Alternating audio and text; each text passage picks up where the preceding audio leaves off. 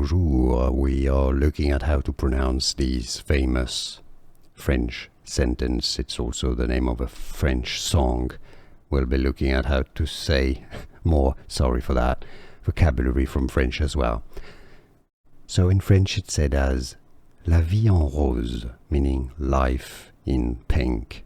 La vie en rose. Now let's break down how you can say this in English. La vie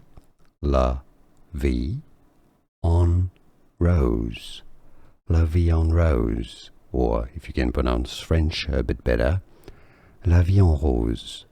La vie en rose, la vie en rose. Yeah, anyhow, you got this? Let me know in the comments. Like this video if you found it useful. I appreciate your support. More videos for you here to learn more correct pronunciations. See you there. Thanks for watching.